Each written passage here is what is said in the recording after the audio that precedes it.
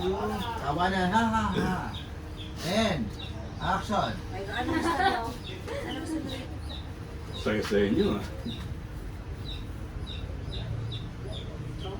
Naniningil ako ng bayad sa kuryente.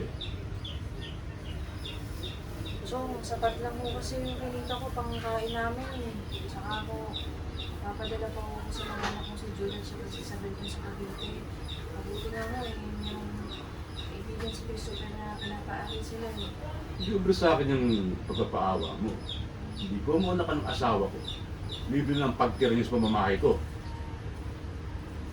Sige ho, sa isang linggo ho. Promise.